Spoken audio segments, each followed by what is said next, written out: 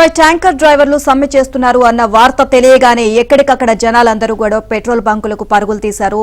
ట్యాంకులు ఫుల్ చేయించుకునేందుకు ఎగబడ్డారు. దీంతో పూర్తిగా ట్రాఫిక్ స్తంభించిపోయింది. పోలీసుల పహారాలో బంకులు నడుస్తున్నాయనే చెప్పొచ్చు. దీనికి సంబంధించి మరిన్ని అప్డేట్స్ మా కరెస్పాండెంట్ శశిని అడిగి తెలుసుకుందాం. శశి, పెట్రోల్ బంకుల వద్ద పరిస్థితి ఏ విధంగా ఉంది?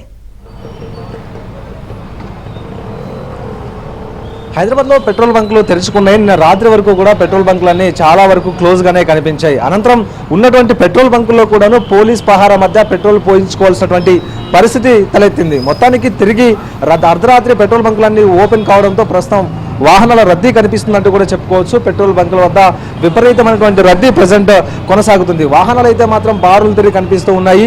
ఇంకా ఒక ప్రచారం కూడా నడుస్తుంది. ఇంకా సమ్మె ట్రక్ డ్రైవర్లంతా కూడా సమ్మెలోకి వెళ్ళిపోతారు, మళ్ళీ పెట్రోల్ కొరత, ఇంధనం కొరత వస్తుందన్న భావన నేపథ్యంలో చాలా మంది కూడా ఉన్న ఈ సమయాన్ని సద్వినియోగం చేసుకోవడానికి వీలుగా తమ వాహనాలను ఫుల్ ట్యాంక్ చేయించుకోవడానికి వీలుగా చాలా మంది ఇటు వస్తున్నటువంటి సందర్భం. దీంతో నగరంలో ఉండేటటువంటి అన్ని పెట్రోల్ బంకులు కూడా కిక్కిరిసి కనిపిస్తూ ఉన్నాయి. కేవలం ఇక్కడ సంబంధించినటువంటి పెట్రోల్ బంక్ మాత్రమే కాదు, దాదాపుగా నగరంలో ఉండేటటువంటి ప్రతి ఒక్క పెట్రోల్ బంక్ వద్ద కూడా ఇదే తరహా పరిస్థితి కొనసాగుతుందంటూ కూడా చెప్పుకోవచ్చు. ఒక దశలో చాలా వరకు రాత్రి ఈ క్రౌడ్ కంట్రోల్ చేయలేక పోలీసులే రంగప్రవేశం చేయాల్సి వచ్చింది.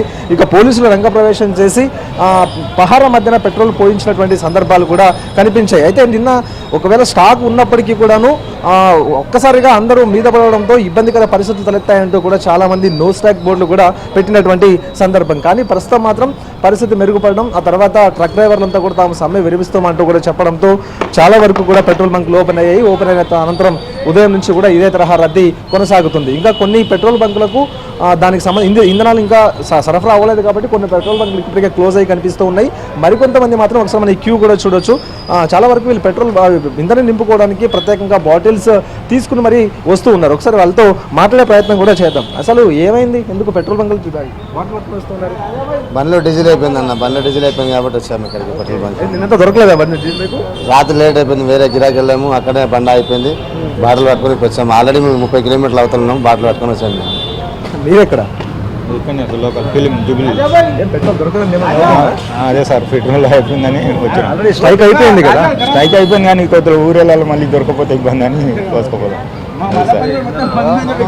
పొద్దుగాల 5 గంటలకు వచ్చి ఇలా ఓటము పెట్రోల్ లైన్లో అర్ధరాత్రి నుంచి ఓపెన్ అయినట్టున్నాయి కదా? కాలేదు. అంతకుముందు 5 గంటలకు వచ్చిపోయిన 4 గంటల నుంచి కూర్చున్నాం. ఇక్కడ 5:30 ఫుల్ అయినాయి. పెట్రోల్ లేక బండ్లు మొత్తం 3 బండ్లు ఉన్నాయి. నాకు 3 బండ్లు ఆపుకున్నాయి ఇంటికాడ. ఇది చూడొచ్చు. ఉదయం నుంచి కూడా తామంతా పెట్రోల్ బంకుల వద్ద క్యూ కట్టాము. అనంతరం ఉదయం 5 గంటలకు పెట్రోల్ బంకులు ఓపెన్ అయిన తర్వాత తామంతా కూడా పెట్రోల్ పోయించుకోవడానికి ఇటు పెట్రోల్ బంకుల వద్ద క్యూలో నిలిచినటువంటి పరిస్థితి అంటూ కూడా చెప్తూ ఉన్నారు. మొత్తానికి మాత్రం నగరంలో చాలా పెట్రోల్ బంకులు ఇదే తరహా రద్దీతో కొనసాగుతూ ఉన్నాయి.